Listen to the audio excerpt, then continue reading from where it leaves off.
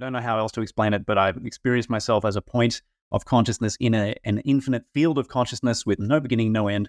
And the vastness of that was indescribable. But at the same time, I wasn't surprised by it either. It was like totally normal, which tells me that, we all know this subconsciously. Otherwise, it would be quite a shock.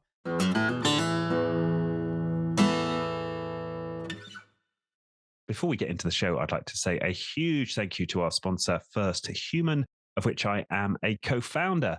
First Human is dedicated to extraordinary impact in the world through exceptional leadership. So if you're looking to elevate the leadership of your team or your organization, then do check us out. We also offer one-to-one coaching. So if you'd like to get coached by me or one of my extraordinarily talented fellow coaches, then head over to firsthuman.com. And with that, back to the show.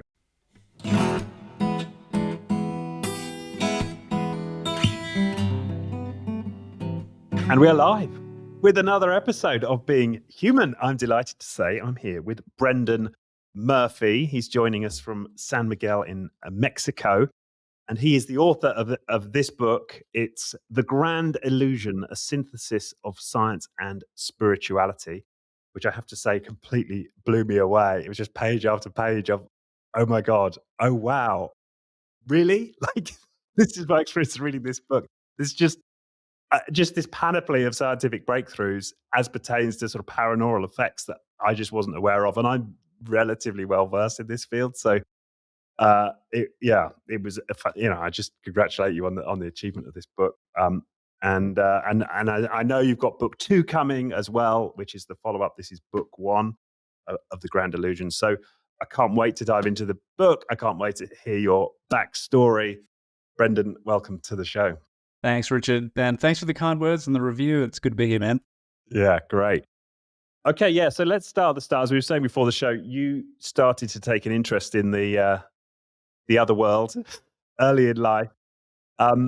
So yeah, can you share a little bit about your childhood, your mom, your dad, where you grew up, like the setting for you, ultimately coming to this work?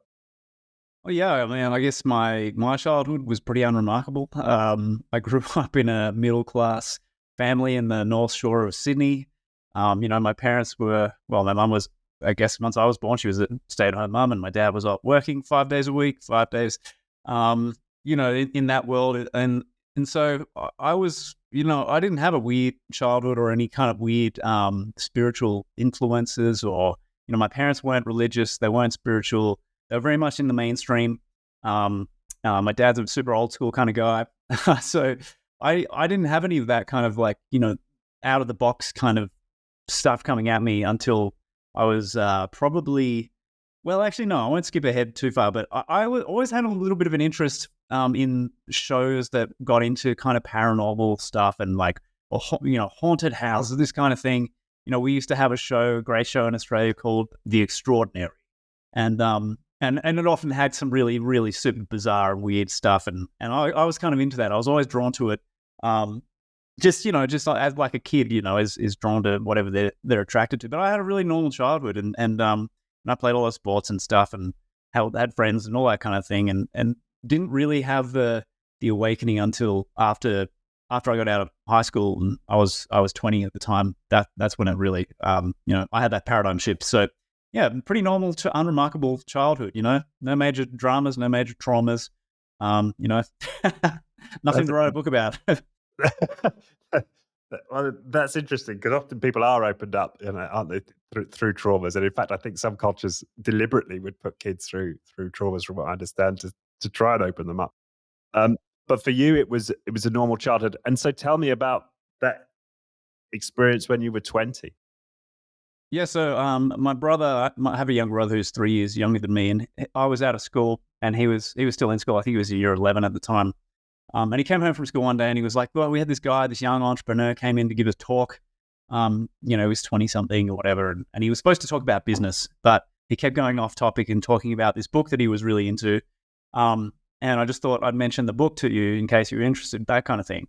And so I logged the name of the book, but I didn't go and look it up or anything. I let it sit in the back of my mind for about 6 months before I went, okay, maybe I'll just go and have a look at this thing, because it lodged itself in my mind, and that it was abnormal. It was unusual that my brother would come home with this kind of thing for me anyway. Like that didn't happen, and then the fact that it stayed with me for long enough that 6 months later I could still remember it. And so I went and looked it up, got a copy, and read it, and that was the beginning of the beginning, or beginning of the end for my identity as a normal human. And what was the book called? It was by a late physicist called Michael Talbot, and it was called The Holographic Universe. Right. Yeah, I've heard of that book. Yeah, in fact, I've been recommended that book enough times that I should have read it by now.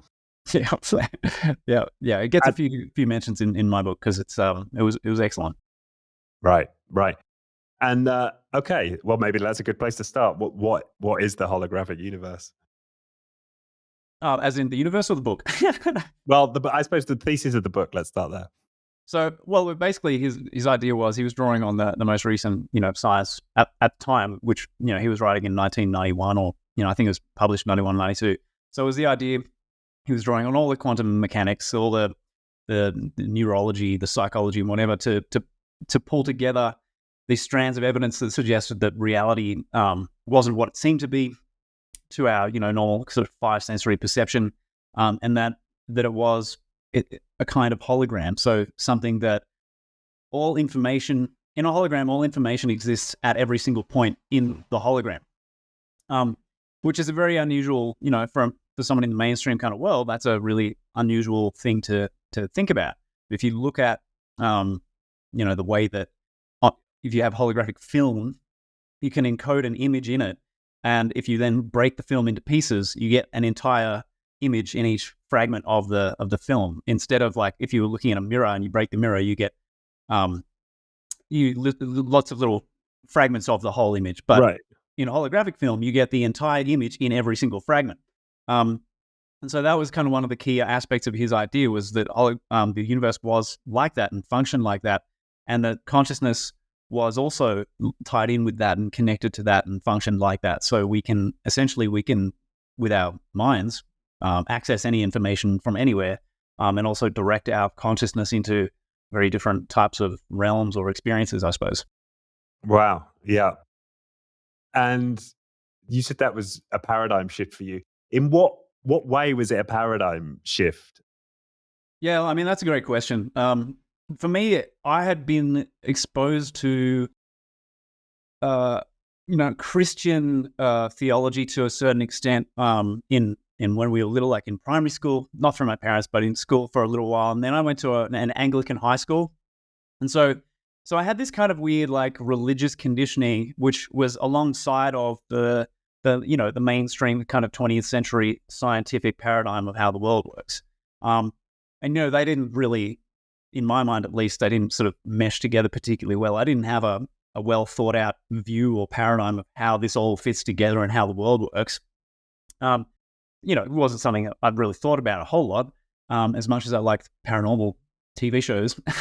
But so that book showed me a paradigm that was well thought out and coherent and very cutting edge at the time, extremely cutting edge, which showed me reality doesn't work the way that we are brought up to believe it works, and it doesn't work the way that the so-called mainstream scientific worldview presumes that it works or asserts that it works. It's completely different.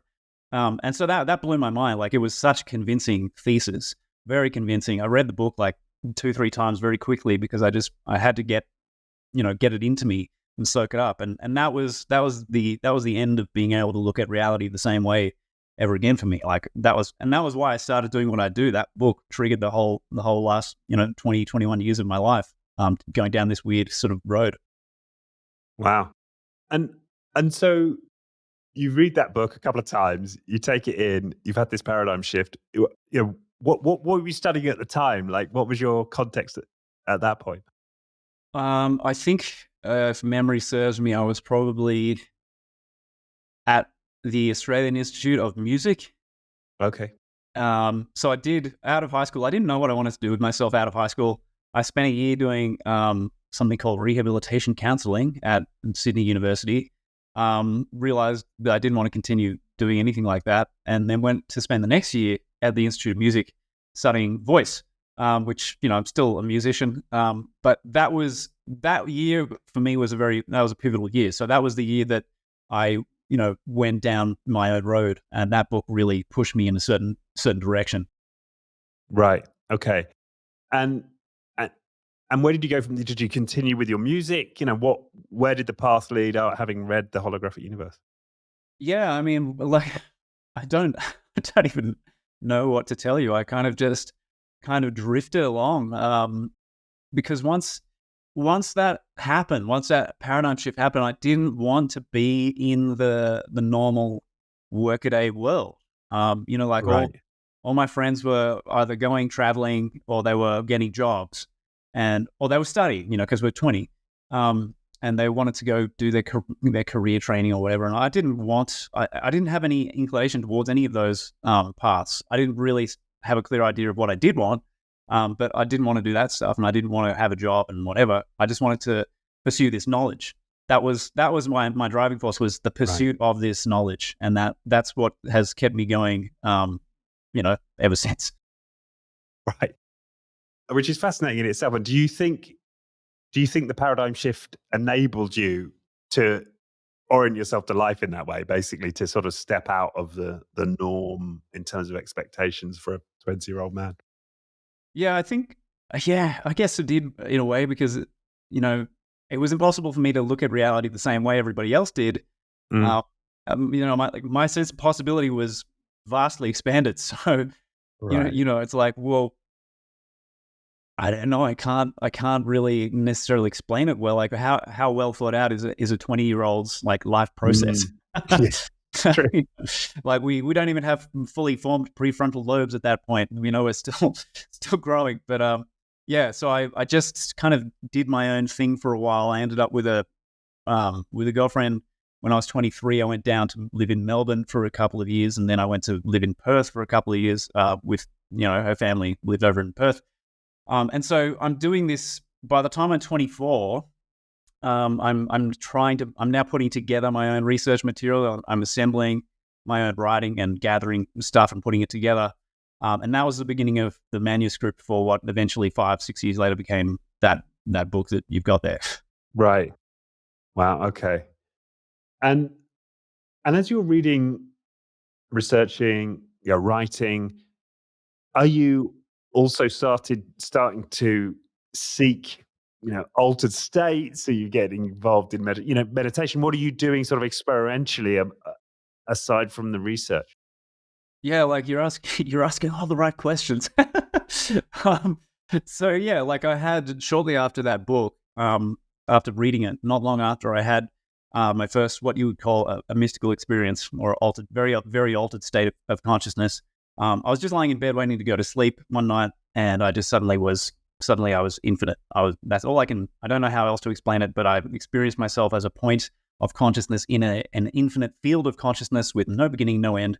And the vastness of that was indescribable. But at the same time, I wasn't surprised by it either. It was like totally normal, which tells me that, we all know this subconsciously. Otherwise, it would be quite a shock. So for me, that was normal. But that was the first experiential anchoring in of Talbot's, holographic universe concept, and this very different view of reality. And then I did start taking up meditation. I spent from 20 to 22, 2 years, meditating pretty consistently. I went to a church, a spiritualist church in Chatswood, Sydney, for a couple of years, where they were doing like trance meditation and stuff. And my intention of going there was to try to open up my clairvoyance. And the thing is, if you go doing that diligently and consistently, and especially the group energy is very, very supportive. So I did find that process did start to open up as well. So yeah, to answer your question about the experiential side of it, the first 2 years of my 20s were pretty into that. Yeah, and I suppose why I'm so fascinated about this is because when I think back, like I tell you before on the show, I was just living for Friday night when I was Yeah. 20, right? Like, I mean, I was just drunk for 4 nights a week. Like, it's just a contrast I find fascinating, Yeah. just from a personal point of view. Yeah. But um, but you're meditating. You have this first experience just lying on your back, so there's no psychedelics involved. You haven't eaten any mushrooms. This happens. Yeah, that happened, and that was like, well, okay, it's real. This is the foundational nature of reality. Like, Talbot had it right.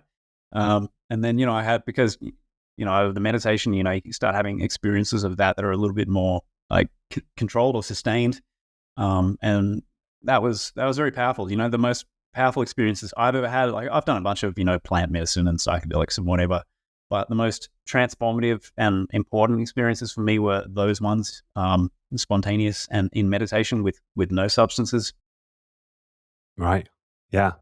And I suppose this accelerates this just is grist to the mill for you continuing with your research and your work. Yeah, I mean, it didn't certainly make me any more normal. So so I just, like, that was the path. It was done. Right. Right. And okay, so after Talmud and the holographic universe, what are the next influences that start to emerge? Where do you get kind of hooked in?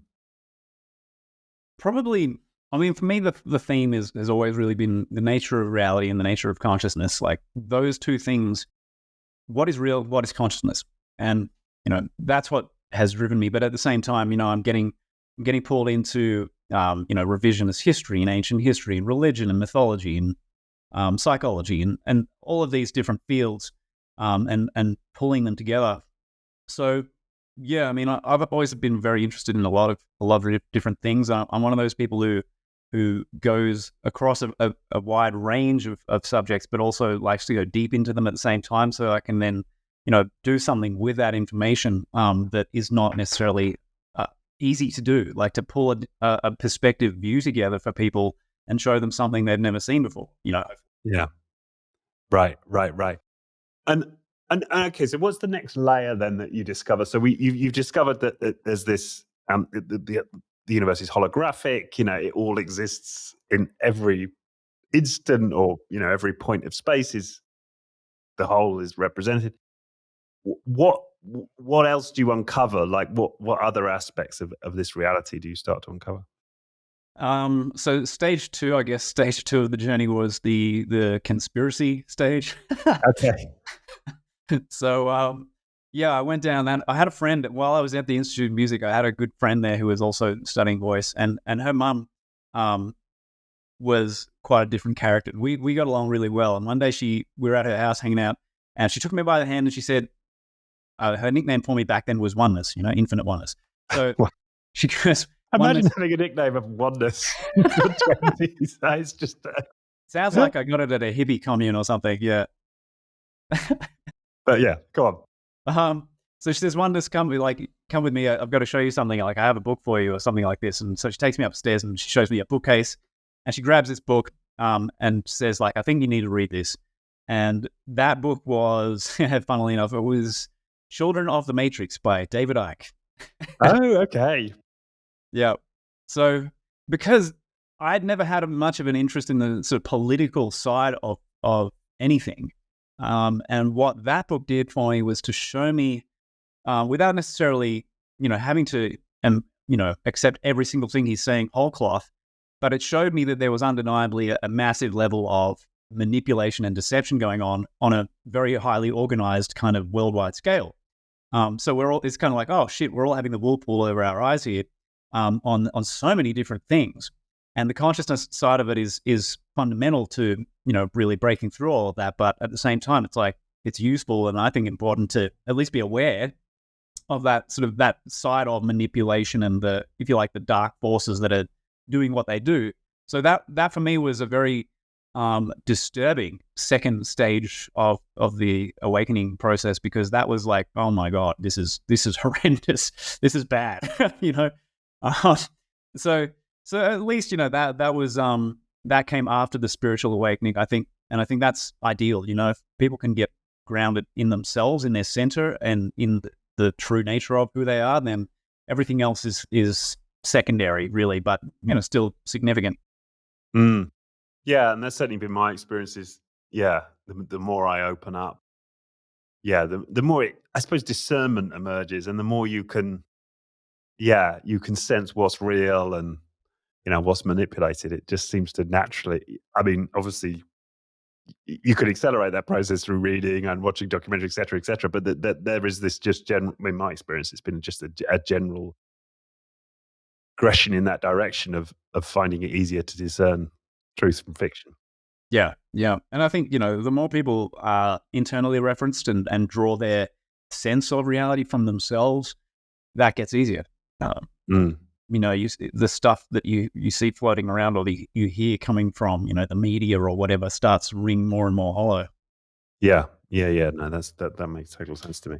And what's interesting to me is that you don't get anywhere near conspiracy in this book, right? This is about, this whole book is sort of, the engine of the book is citing scientific studies and building a picture of what reality might look like based on the science. It's Yeah, and showing, like the whole point of it was going, okay, look, this is what the science is showing us, but this is also what the mystics have been saying for right. centuries. Yes. And this is my experience. And here's 1,000 different lines of completely diverse research that all converge on the same point.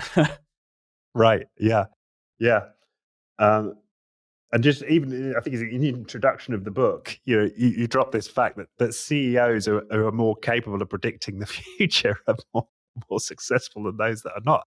And so, immediately we're into, I suppose, the real world, and understanding that people have these abilities, and we can discover them through, ordinary, if you like, scientific techniques, Yeah. and as you say, validate what the mystics and the ancient texts have been telling us. Totally. And it's fascinating. And it's practical, there's been this massive materialist prejudice against all of this stuff. And, there was an idea that's, I don't think it's particularly strongly held now, hopefully, but in scientific circles that, oh, well, these psychic effects are so, they're just so minuscule that it's not even worth talking about. It's statistical. But that's not true either. Like, we know that people can experience or predict the future and do all sorts of amazing things that affect the macro level, visible, tangible world. That's not debatable anymore. Right. To stick with the thread, so phase 2 was going down all the conspiracy rabbit holes. You start reading David Icke. You uncover that, and then is there a phase 3? Is there another layer that you build, on top of this understanding of the universe as being holographic? Well, I think to me, those were the two, if you like, they were the two kind of watershed moments. Like, they were the paradigm shifts, and then I just basically built out my knowledge base from there. Right. Yeah. Good. Well, I wonder if, the best way to sort of structure the conversation would be to start pulling on the threads in the book. And I've made some notes here as well. I wonder if it'd be good to start with quantum, in chapter 4 of the book, you describe quantum weirdness and cosmic oneness, right? So, talk a little bit about what you've discovered in terms of the quantum physics and its relationship to our understanding of the universe. Oh, well, putting me to the test here, the memory bank to the test. For me, that chapter talks a lot about the different sort of paradigm shifting experiments that have been done in quantum mechanics and what they apparently tell us about how the world works. I mean, one of them is that the idea that we do not exist as separate observers from what we think of as reality. With the quantum measurement problem, we have this weird situation that nobody really expected, which was that these particles, so-called foundational or fundamental particles, don't really exist, or they only exist as probabilities, wave probabilities, until somebody measures or observes them, and then they exist as so-called particles. So that was, I think, I don't know if that's even fully integrated into society and culture and the world of science in general, because it's so anti-materialistic, and that's still the prevailing prejudice, that we're operating in, is the materialistic prejudice. But yeah, reality as a system that we are participating in the creation of, as opposed to being separate from it, that was a profound shift in thinking, just that on its own. So now we're like, wow, okay, we've got this weird interrelationship and influence over things.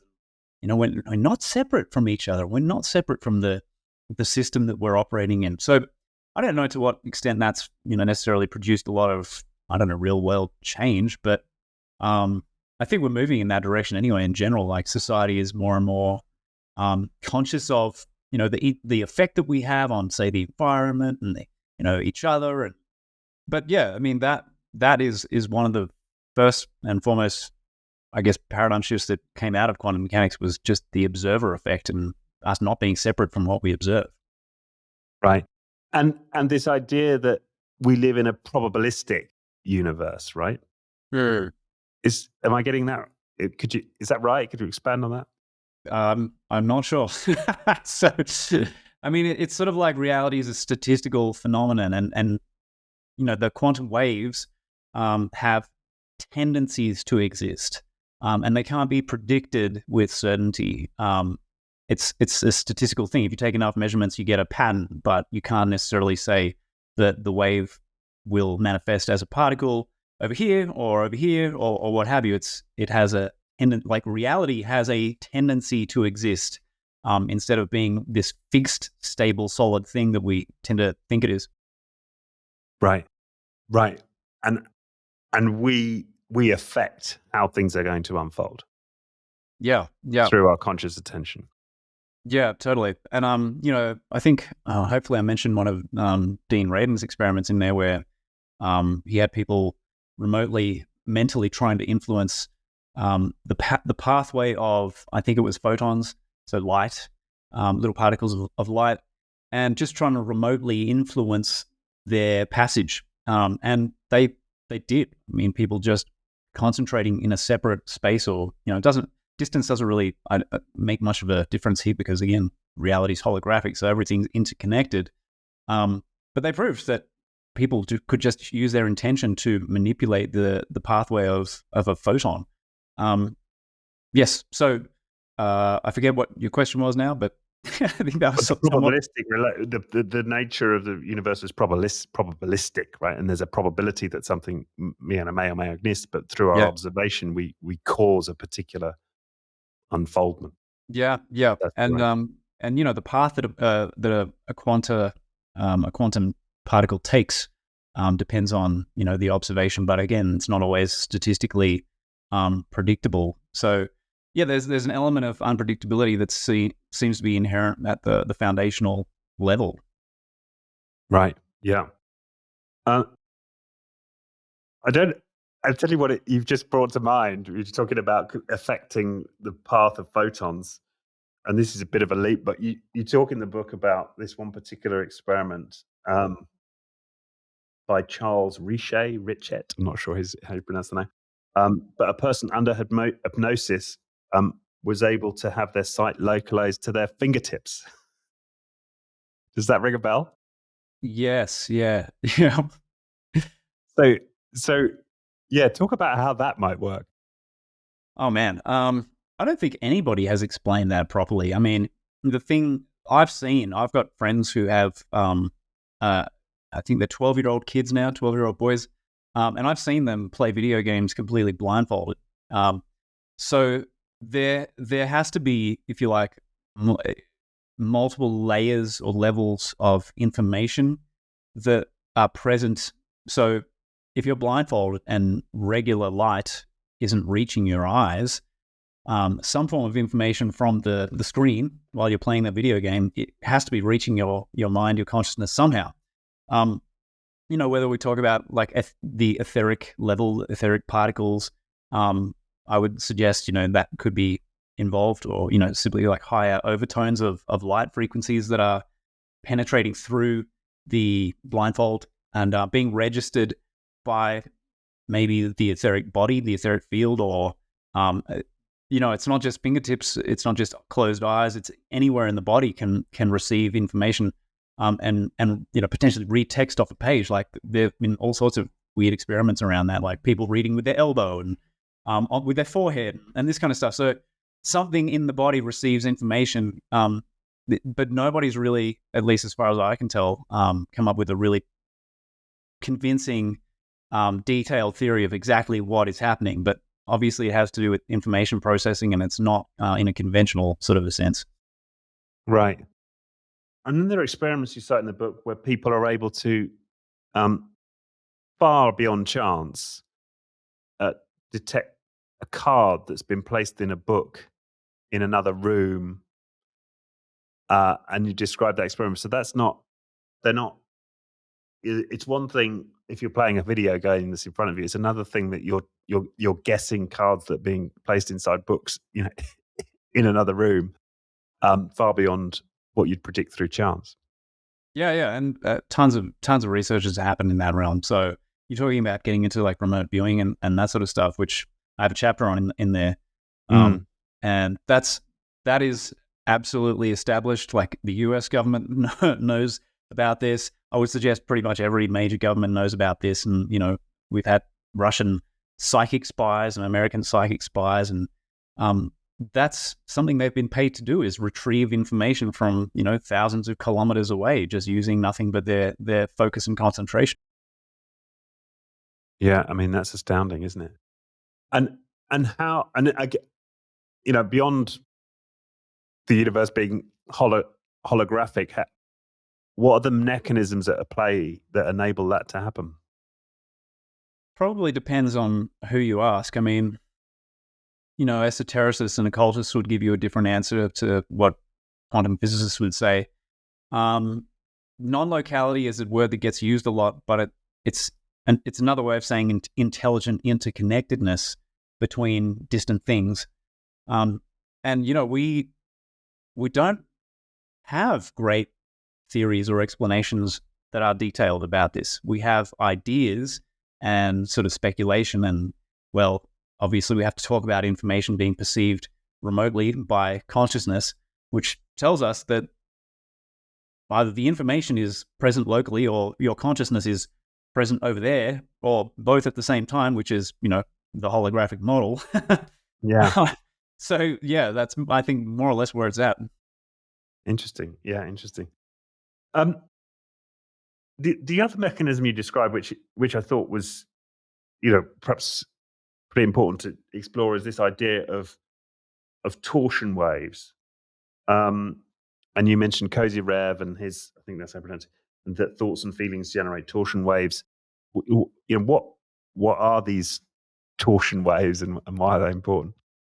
I guess so the Kozyrev linked it to time and processes in nature generating these torsion waves as events happen, as processes happen. They threw off these waves.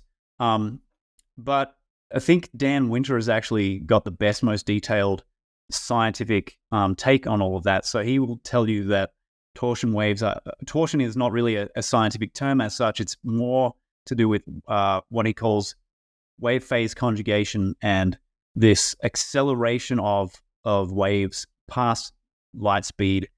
So essentially, when you get past light speed, it's kind of like you're back into non-locality and reverse time effects, time reversed effects, and this kind of thing. So it does get a bit convoluted. I don't necessarily want to try to flesh that out too much, but if you want to pull on a related thread, let's see what we can do. Sure. Well, I think that, and this idea of these torsion waves, and I don't know to what extent this relates, but I'm interested to get your take. You mentioned later in the book about Glenn Ryan and the unwinding of DNA for evolution, and at least in my mind, I was imagining something similar there of sort of torsion wave. But yeah, what are the effects of unconditional love on DNA? Yeah, so that was really interesting research. What he found was, so the torsion waves, just to help clarify that a little bit. Like, we're talking about electromagnetic waves that also have this component that is something else that can't be shielded or blocked, at least without certain materials like aluminium or plastic will block a torsion wave, but that's about it. Otherwise, they can penetrate anything, move through anything. So Ryan was doing this interesting research with people who had they were doing remote influence on DNA samples, which I mean, I've learned things since then about DNA and genetics that make me kind of question some of this, not in the aspect of his, like, the paranormal aspect of what they were doing, the non-local influencing of these samples of DNA or tissue. That's all well established. But the unraveling of DNA and this kind of stuff, I don't know how direct their methods of observation or testing are. Like people, we talk about the DNA spiral, but that was an idea that they arrived at indirectly. It wasn't because they directly observed a spiral. It gets a little bit kind of like, okay, well, what are the mechanisms here? What's going on? But yeah, Ryan did find that the essentially, when you have a state of love or bliss or gratitude, what you're doing is generating coherent electromagnetic waves. So these so-called torsion waves, spiraling out. And what he seemed to find was that the DNA molecule, if there was one there, was able to decompress and expand. Whereas if somebody was in incoherence, so emotional incoherence, like anger, rage, whatever, something along those lines, they couldn't get the same effect. So they couldn't actually affect the samples. They couldn't affect the DNA samples if they were not in a state of love, bliss, gratitude, coherence. Fascinating. Yeah. And as you say that, what it brings to mind is I'd read studies some time ago how certain trauma release approaches could improve people's IQ, right? And we tend to think of IQ as being mediated by DNA. There's not a great deal you can do with it about it. You're set where you're set at birth. But this was interesting. It suggested that no, we could improve IQ, and that would be consistent with what you're saying, in that if trauma release process allows us to touch into a greater degree of unconditional love for ourselves, maybe there is some way we're manipulating our DNA there and potentially expanding our intelligence. Yeah, and when you're in trauma, you're functioning suboptimally. Like you can't really access the higher parts of the brain properly, like the prefrontal lobes, where our highest, they're correlated with our highest, human aspects and thought and creativity and all of this stuff. But if you're in trauma, you don't have consistent access to that. You've got the midbrain and the hindbrain activated and running the show in a kind of unconscious way. So yeah, I mean, it does make sense. A lot of people have heard Bruce Lipton talk about being in a state of fear, limiting your intelligence, because it contracts. You contract, and your awareness of options, and your options for cognition contract with that, because now right. you're just in survival mode. It's like, well, do I run? Do I fight? Do I freeze? That kind of thing. So yeah, it's all in the same vein. Right. Yeah. Yeah. You can. It's like with many of these phenomena, you can access it on many different angles. Yeah. Another experiment you mentioned in the book, which I found fascinating, was by Dr. Alexander Gold, and he'd put these crystalline substances inside fiberglass pyramids inside prisons, and saw criminality reduce. Oh yes. Wow. Yes, there's a flashback. Yeah, there have been some very, very strange experiences and research done around these things, and all I could say is it's probably coming back to coherence. Like, if you take something that's energetically coherent into an incoherent environment, it can then entrain the other energies present in the room. And it's interesting because a little bit of coherence goes a long way. Like, it's more powerful than incoherence. So it may only take like one tiny little influence, whether it's like one person walking into an incoherent room, or it's, I don't know, crystal or salt or whatever, whatever they've charged up in the pyramid. If you take a coherent state into an incoherent system, it can entrain the system into coherence. Wow. Yeah. I don't know if you're familiar with David Hawkins' work. Hawkins rings a bell. Yeah. What was his? So he wrote Letting Go, and he had this Hawkins scale. Oh yeah, that provided this gauge of one's sort of level of spiritual enlightenment, I suppose. But he made a similar argument. He was saying, that like one yogi who's reached, and his scale goes up to 1,000, right? And 1,000 was the level that Jesus reached and Buddha reached, according to his thesis. But if you have a yogi who reaches 800 or 900 or something, that pulls the consciousness of the entire, planet up like several notches. It's logarithmic, the power of that spiritual field that's created if you buy, his thesis.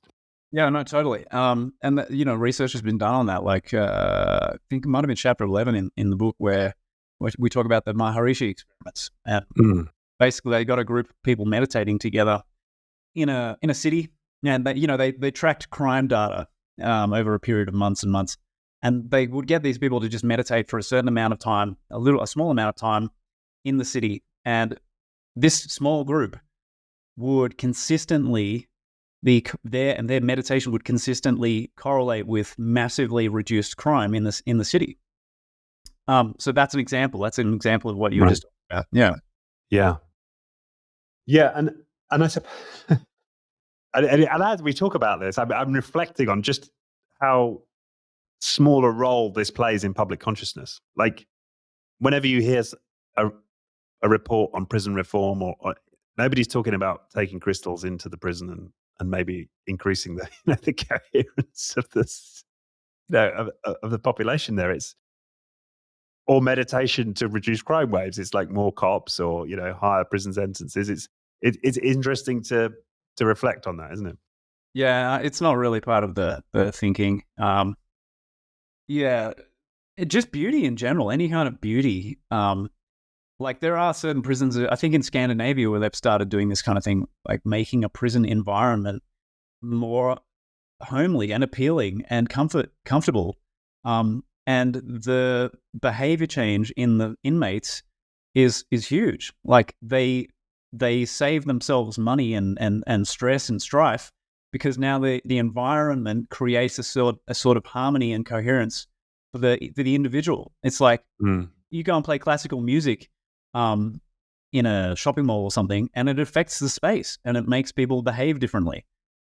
It's so simple, and so it's like costs nothing to do this kind of thing. But prisons, I think, are for-profit enterprises, so I don't know how much they really care about that in most cases. Well, in America they are. Of course, in Europe it's all state. But yeah, I mean, the same economic factors in some extent.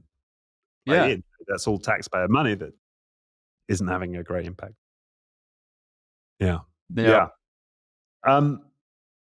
And it reminds me that the thesis that our cathedrals were actually designed as healing centers, and that's consistent with what you've said. And maybe they were used in different ways in our past, and actually they were understood much more as not simply as a place to practice religious observances, but to go and to heal through in the energetic environment.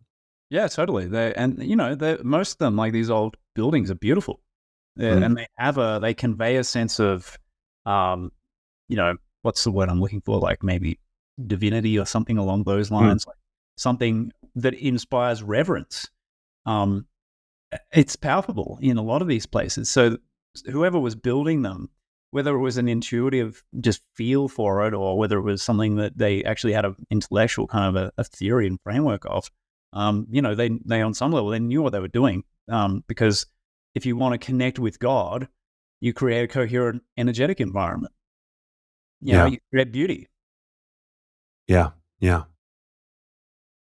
Well, yeah, no, that makes complete sense. And I as I said, I'm in right now in a city called, a town called Bury St Edmunds in England, but it has a cathedral.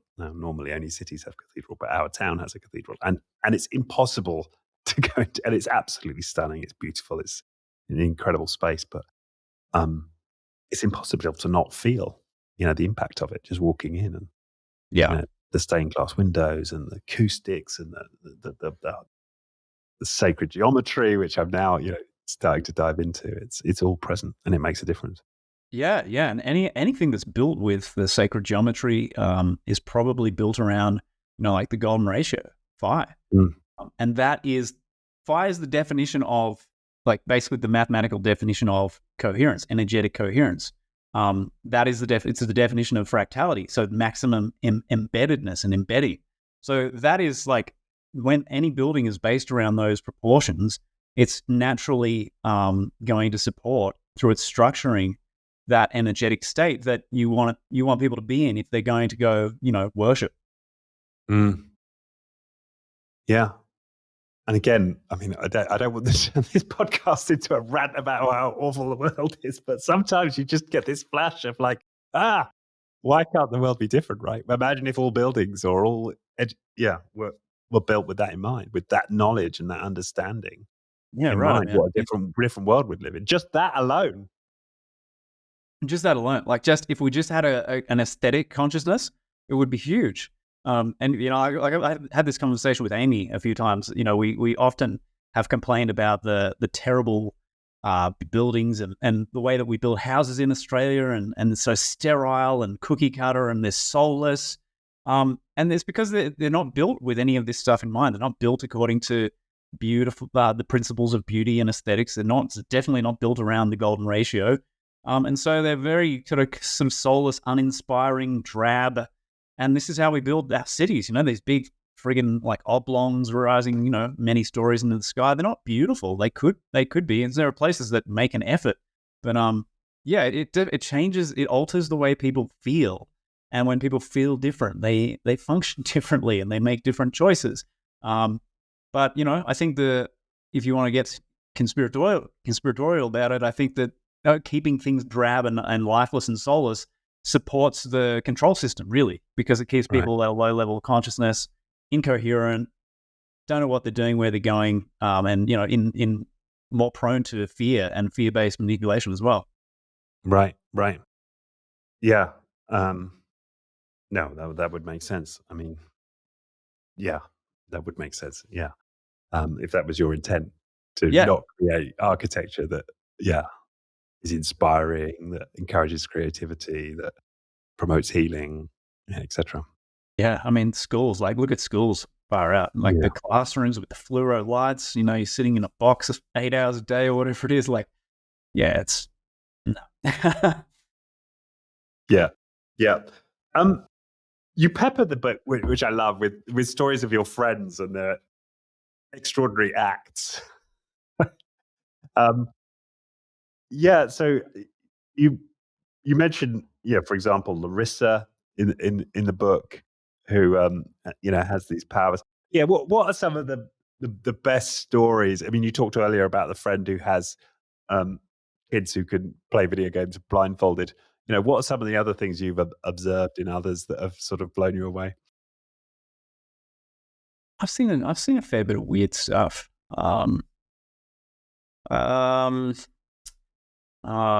Things other people did. I had some interesting experiences hanging out with Larissa. She was highly psychic, and she had a lot of access to other beings and information and what have you. I remember she was giving me a healing treatment on a massage table one time, and she starts talking about the other beings in the room with us, and some of them are Pleiadian, and they want to work on me, and I was kind of like a bit blasé about it, and whatever, and kind of a bit of a smartass, but also very interested in it at the same time. But apparently they got a bit tired of me being blasé and cheeky, and rolled their eyes and left.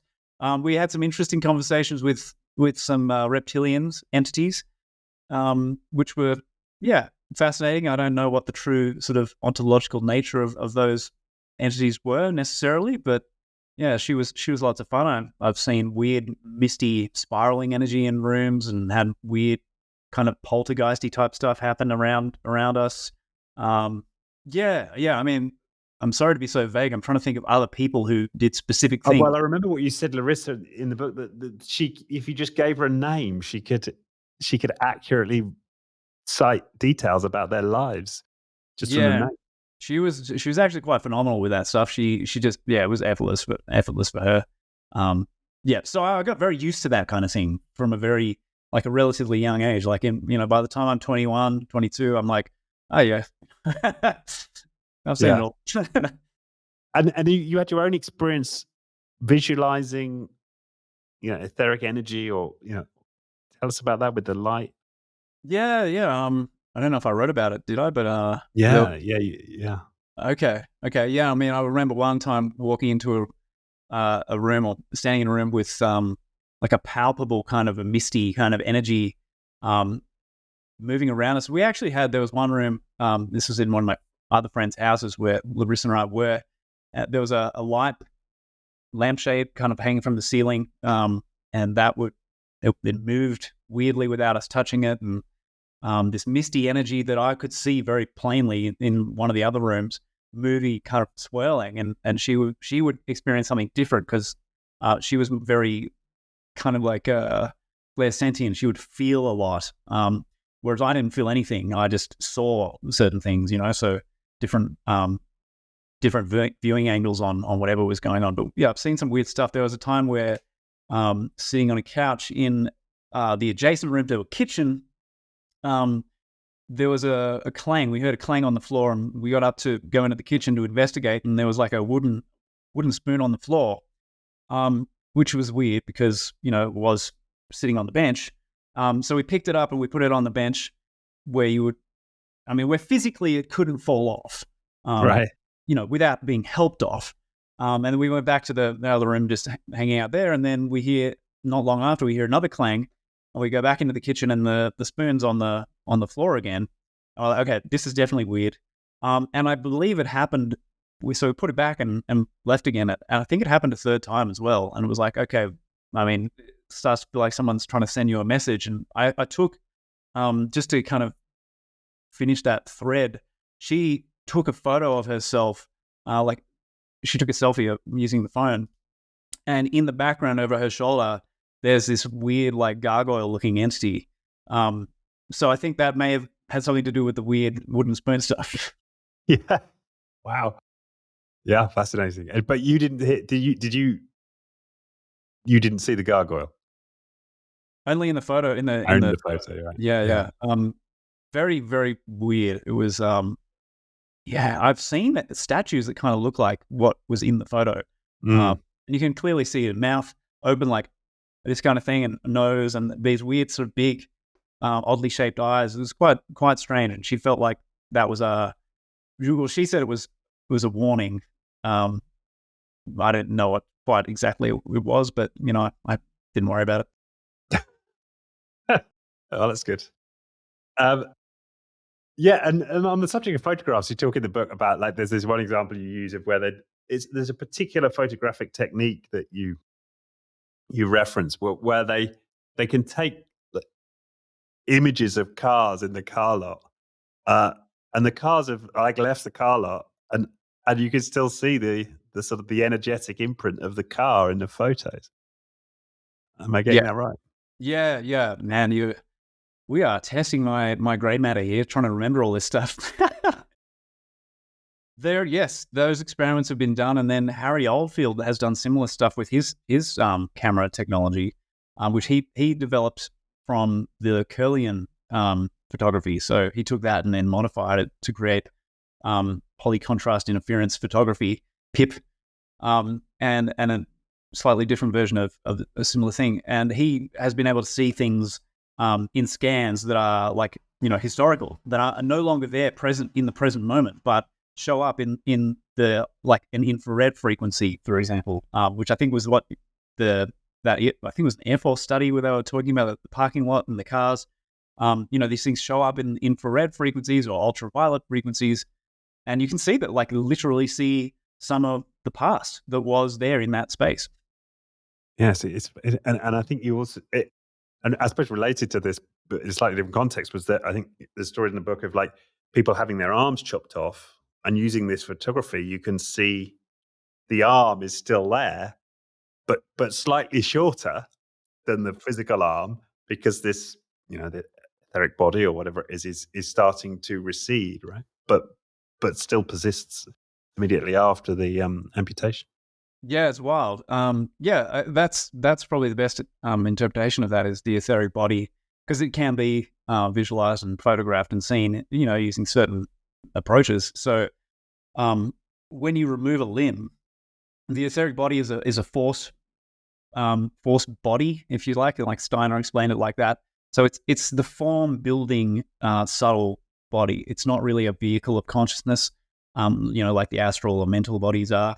But the etheric body is there to continue shaping the physical form and maintaining the physical form. So if you hack your arm off, the etheric arm no longer needs to be there anymore. So it starts to retract and draw back into the main, the rest of the body. Yeah. And again, this is another one of those, nobody knows that, right?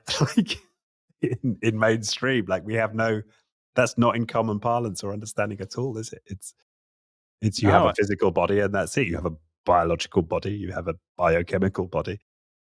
Yeah. There's a lot of very interesting research that's been done. I get into a lot of some of the astral and etheric stuff in book 2 as well, because it has to do with out-of-body experiences and the ways that different researchers have tried testing for that and using particular like screens.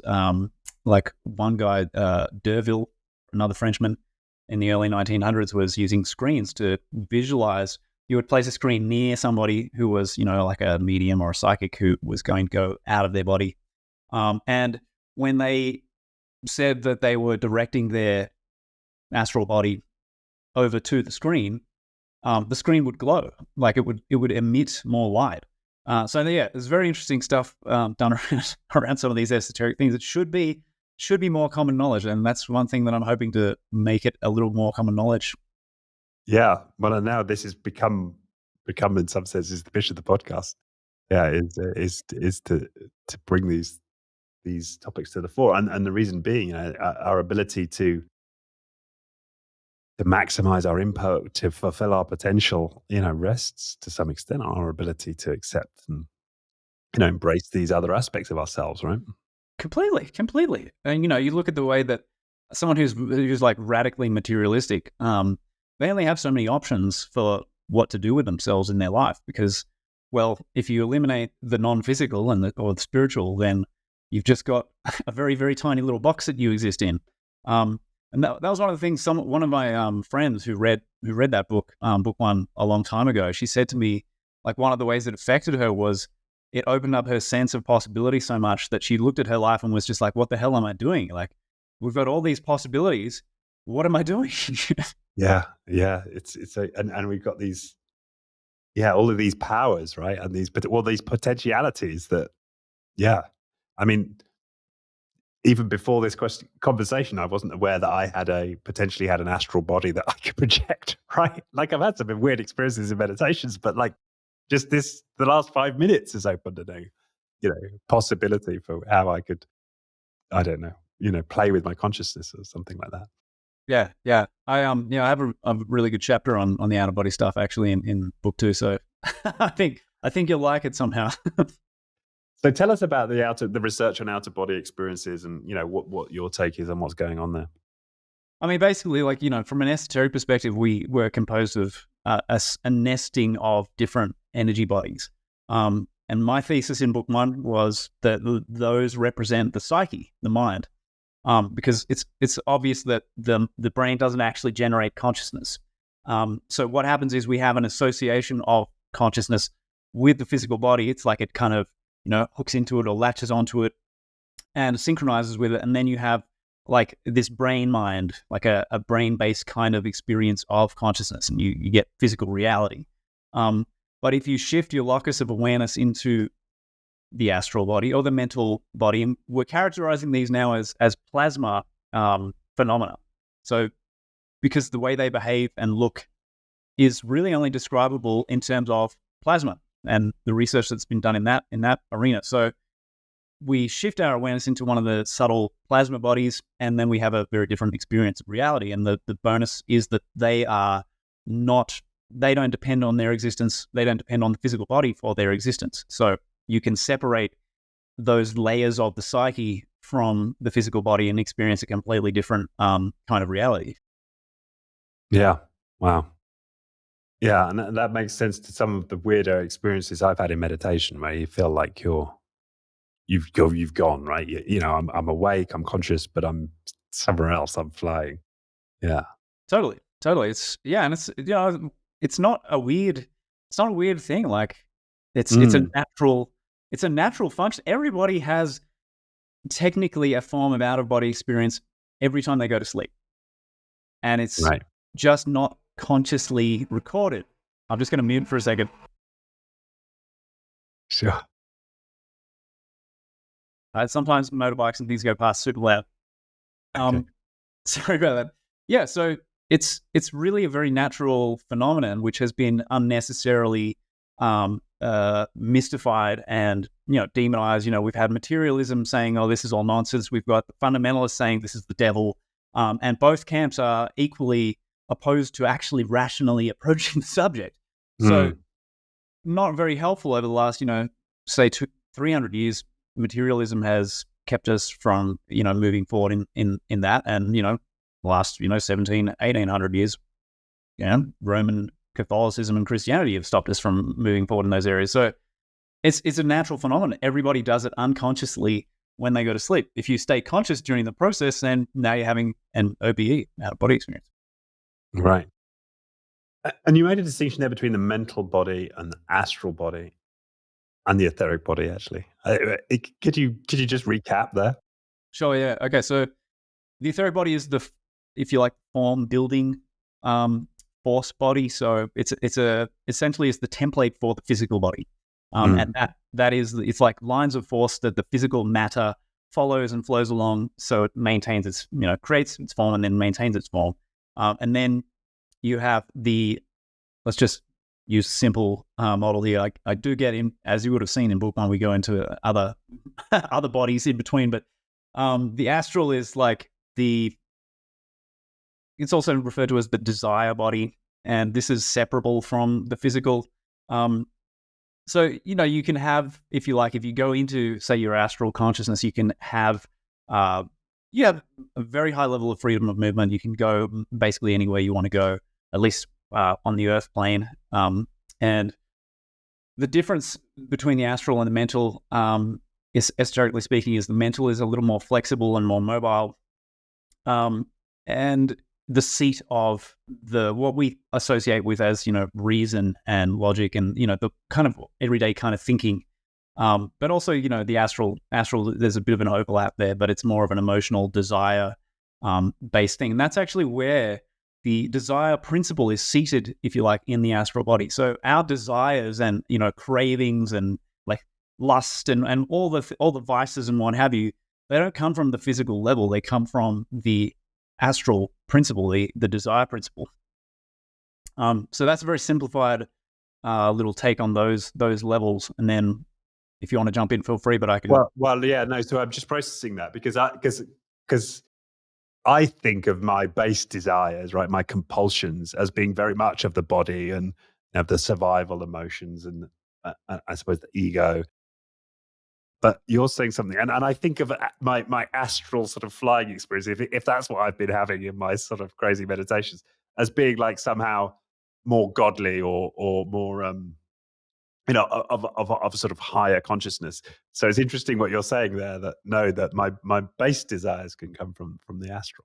Yeah, it's funny because a number of out of body explorers, like Preston Dennett, Robert Munro, and Robert Bruce and a few others have all commented, actually maybe Bruce Moen as well, have all commented on this thing, like this desire aspect of being in the astral body. And Robert Munro talked about how difficult it was to overcome and ignore the sexual impulse in that state. And Preston Dennett has talked about how he would go into like an astral version of, because you get a duplicate, like virtual reality of the earth. on a few different levels before you move past all that. And Preston Dennis talked about how he would go into like a shop in his out of body state and ravenously consume everything he could get his hands on until he was satiated, or he would go and find somebody to have sex with before he could move past that. So there are a number of people who have had experiences and provided us with insight along those lines to support this very old sort of esoteric idea. Fascinating. Well, maybe that's for me to come. Maybe I'm going to start fulfilling wild fantasies in my astral travels. If that's what it's having. I feel like I'm so new to all of this, right? It's like I don't feel like I have the vocabulary. I don't it's sometimes, I just go with it, of course, but making sense of what happens to me in these altered states is something, I suppose I'm moving through. Yeah. Yeah, I mean, we can get into this idea of the different realities that we go into and the nature of them. Because when you're out of your body, when you're in that non-physical state, you're kind of in a virtual reality replica of physical reality. So it's not quite the thing. Yeah. And then I mean, we can take kind of in different directions, but where do you want to go? Right. Yeah. Well, you intimated that there may even be. Is there anything beyond astral? Yeah, I mean, when you're talking about the information field, the non-physical field, technically the possibilities are infinite, and that's what we fundamentally are. So, what are the limits in an infinite container? But esoterically, they tend to divide their model or their cosmology is 7 tiered. So they have like 7 layers of reality or 7 realms of reality. Astral's a relatively low one, and then you have the mental level. And then you have the top 3 layers of the mental are called the causal.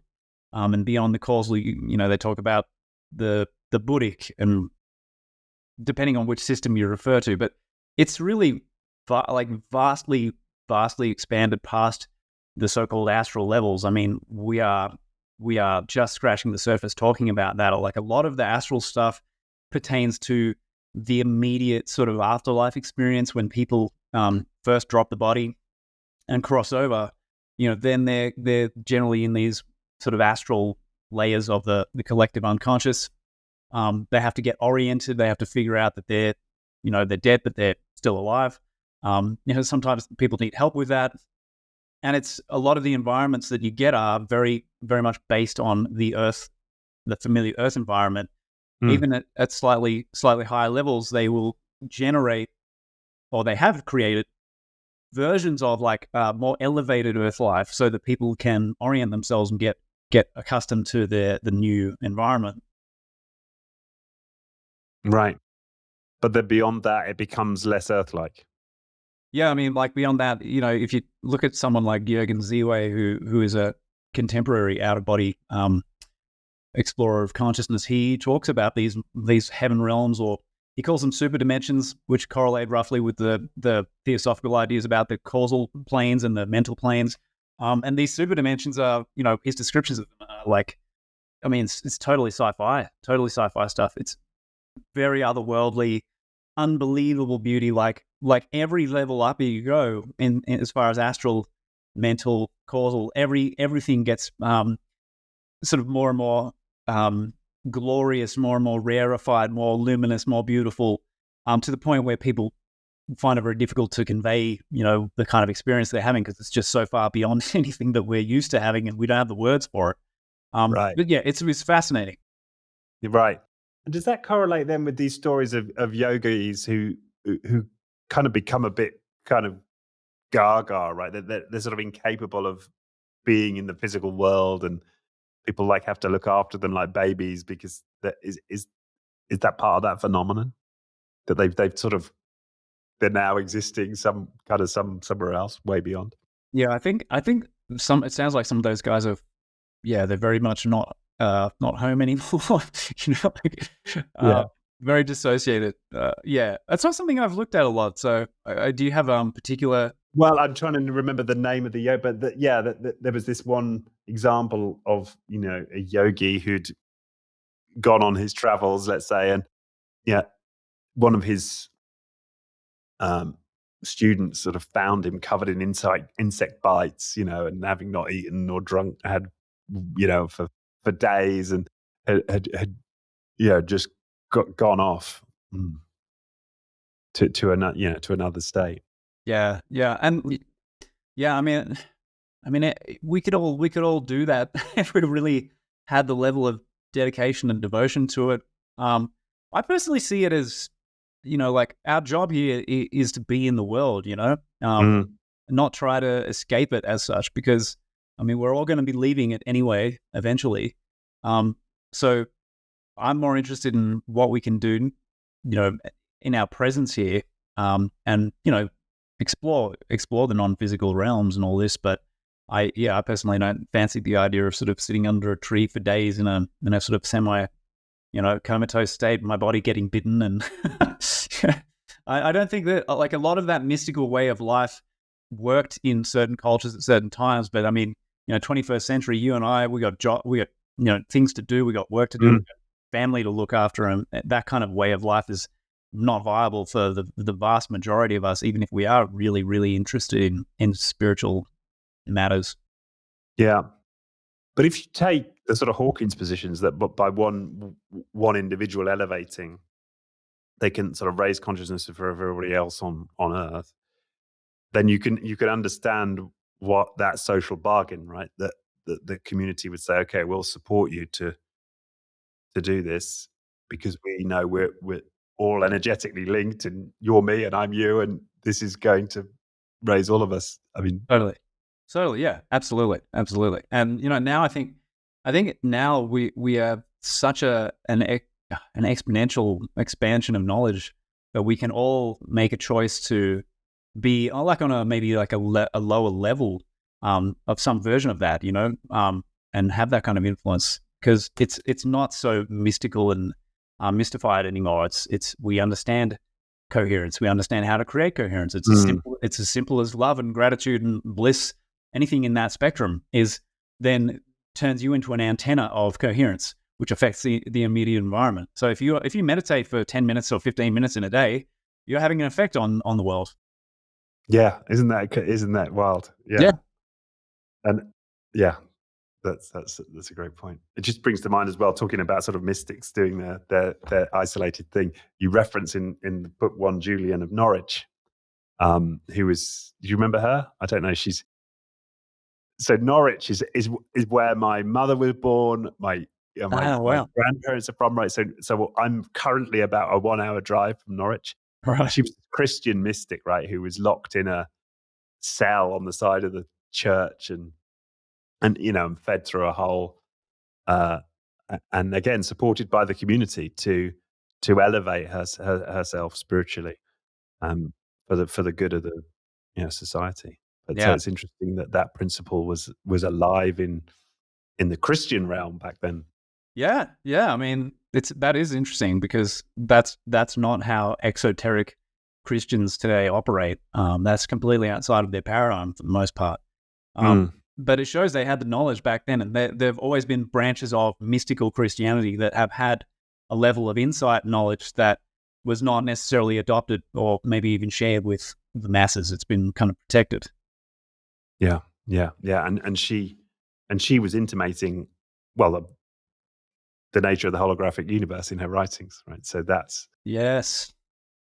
It's funny you mentioning all this stuff that I haven't, in many cases, haven't looked at for 12 years.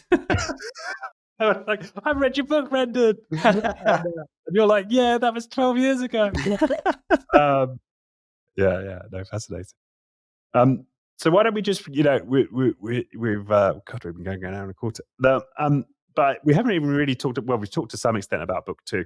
Are there any major threads that you're exploring right now in book two that it'd be worth sharing, that you'd like to, talk a bit about that we've not covered so far? Yeah. There are a lot of threads in there that, I definitely want want people to get those pieces of data. I mean, it's a very heavily, the focus of that book is immortality, our immortality, the case for immortality, the evidence, information about the afterlife, a lot of the afterlife realms that we have mapped out already, that have been mapped out, and we have information around. I've got very interesting stuff even around hell, different hell realms. I have a chapter debunking the Christian concept of, biblical hell, but also expanding on it and putting things in context and showing, from an informed point of view, how you can talk about hell and what that looks like for some people. There's a lot of very interesting threads. I mean, again, it's a huge book. I think it's actually going to be slightly longer than book one. So Right. there's a lot in there. And this is one of my things. I've got to stop writing books that are so big that I can't actually tell people what they're about.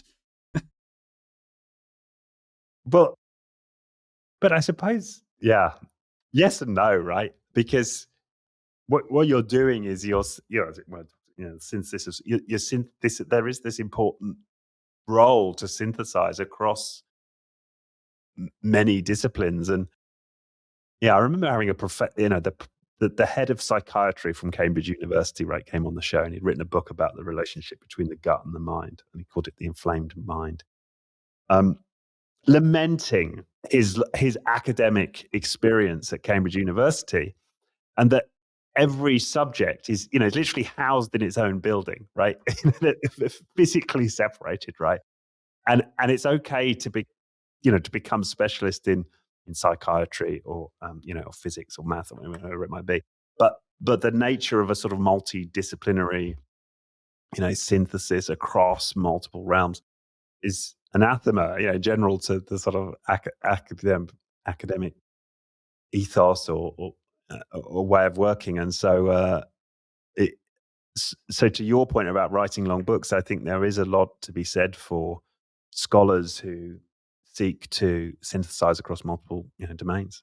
Yeah, I mean, to be honest, I am intentionally trying to bridge gaps and move things forward because I've been doing this for 20 years now. I can see the gaps and where people are, like the blind spots and what we're missing, and I'm so far ahead of the curve in some ways, but I'm also slow getting this stuff out. So it's like I get to watch the knowledge base and the ideas people and the masses are adopting and working with where they're at, and like, okay, so this is where the conversation needs to go. This is the blind spots we need to address. This is what we need to move past, because when you see it in a broader context, you get it differently. And that is why I write such, like deep, long books, is because it's a context building thing. And without context, people don't, you have like different, like you can have a hierarchical kind of a take on it where you have no context, you have a very low level view. You start building context, you come up a level and you're like, oh, well, now I can see that previous body of data in a whole different way. And now we can move beyond it. And so that's kind of why I work the way that I do, is because contextualizing things allows you to see what you couldn't see before. Yeah.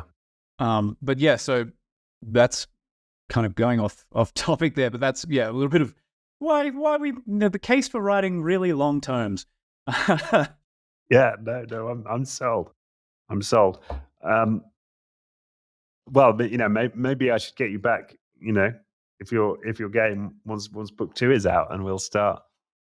Yeah, I'm totally up for it, and it'll be easier because it'll be a lot more recent. Yeah, because it feels like we could now do another hour on what you've just described on the afterlife and heaven and hell and so on. Well, fabulous. Well, thank you so much. Thank you so much, Brendan. It's definitely been an education. It's been a validation, for me in terms of the path that I'm on. It's wonderful to have shared this time with you. Yeah, it's been a pleasure. Thanks. And I'm sorry if I was a bit vague on some stuff in the book. That it's been 12 years since I looked at it, but hopefully people find it useful. And more than happy to chat at some point again. Yeah. Well, and the other thing I think to say is, and you touched on this earlier, is part of this is vocabulary, isn't it? and just having, this is such a small part of public consciousness, right? That it's almost like the agreed upon terms and the shorthands and the language that we can kind of find facility with to move along in conversations just isn't really there in many cases, is it? I mean, I find myself stumbling constantly to describe a lot of this stuff because the vocabulary isn't there. So I think that's part of being being this far out, if you like, in the exploration. Yeah. Languaging is huge. And we're still trying to develop like a lot of the useful languaging and analogies now, I guess, come from the realm of computing and internet and electronics. And that's actually really helpful for helping people understand a lot of what's going on in the sort of paranormal field as well. Like if you talk about things as being virtual realities or simulations, that starts to land a little bit more. And that's kind of where the conversation's going a lot. Very useful metaphors and analogies, like when we're talking about the non-physical realms, it can get a bit abstract, and people kind of need something a little less abstract to latch onto. Like what is this like? What can we compare that with? And like you said, the languaging thing has been a problem, and the fact that mainstream academia has shunned this stuff and the esoteric for so long hasn't helped, because they could have been developing a lexicon to talk about these types of things, but for the most part have avoided it. And then we have the very unhelpful languaging from fundamentalist religion around this stuff, which it's all very negative and it's the devil and blah blah, that kind of thing. So it's a job, but that's the thrust of where I'm going with book 2 in particular. Book 2 and 3 is along those lines, and it's been really helpful to me in terms of trying to convey the information and get it through to people what's happening using those ideas, and that terminology has been actually really helpful. And I think it's going to land in a very, very impactful way. Yeah. Great. Well, book 2 and 3. Wow. You've already got an idea for book 3. Yeah, we'll get there eventually. Great. But yeah. So yeah, look, man, I really appreciate you having me on and listening to my waffle. Hopefully, some of it made sense, and hopefully, I wasn't too vague in places. No, I've loved it. And are you still doing the DNA activation? Is that still part of something you're doing? Yeah, I still am. So there is a free masterclass people can check out. That is over at evolveyourself.live. And there's the webinar explains what it's all about and how it works. And I'll probably run a new ceremony in a couple of weeks' time. So I'd encourage people to go and check out the masterclass if they want to, get the full download on that. And that's for the first stage of the activation process. Is that right? Yeah, I mean, it explains the whole concept and the whole timeline. But we'll do the next activation. I think we've scheduled. I can even look at that right now. We've scheduled the next one for the 17th of October at 4:30 p.m. City of Mexico time. Okay, great. So for any of you available and want to, I've done my first phase with Saul Luckman. Yeah. I'm due to do the next. I forget the schema now, but I'm due to do the next one. Yes. All right. Well, yeah. Let's see what unfolds, man. It's an interesting journey, that one. Indeed. Okay. Well, we'll put the link to that. Evolveyourself.live. We'll put the link to the book. Anywhere else you'd send people? If it's okay with you, I might send you I have a wait list for book 2, so I can notify people when it's ready. Yeah. I have a link for that, so I can include that in the Brilliant. We'll include that. Yeah. Yeah. When I send it to bio. Great. Good. Well, just remains to thank you once again, Brendan. It's been awesome. Thanks, man. Really appreciate it. Yeah, it's good to connect, Richard. And enjoy the rest of your day in San Miguel. Yes. And can you remind me where you are again? Bury St Edmunds, yeah. So it's in the southeast of England. Can you spell the first part of that? I'm not getting it. Yeah, so Bury, Bury, and then saint. Oh, okay, Saint Edmunds. Yep. And then Saint Edmund was Oh, okay. he was a sort of, some claim him to be the former king of England before. Oh. Yeah, the Vikings got him for his refusal to renounce Christianity. Ah, okay, right. Interesting. So, yeah, there's a big story behind. Yeah. I don't think I've even heard of it. So that's interesting. Yeah, you would have heard of it in medieval Christendom. Yeah, it was one of the most important towns in sort of Wow. Europe from Ah, a Christian perspective, right? And the massive pilgrimages to Bury St Edmunds, and yeah, and only St. now. Edmund, and King Edmund, became Saint Edmund, as he died a martyr. So yeah, he's very important. Yeah, in the sort of Christian story in Western Europe. Very cool. England has so Anyway. much history. It's something we're not used to in Australia, actually having history. Right. Yeah. Yeah, I guess so. Although for recorded history, I suppose. I'm presuming. Yeah. Well, I mean, yeah. If you talk to the original peoples, then you have some really interesting conversations. But yeah. So it's a young country, 200 years old. Blah blah blah. We don't have the old cathedrals and all this, the castles and all the fun stuff that you guys have. Yeah. That's true. You just have loads of spiders and nasty snakes. Yeah, lots of things that can kill you, which is also charming in its own way. Awesome. Okay. Well, thanks again. Yeah. Can't wait to get it out there, Brendan. This has been awesome. Thank you.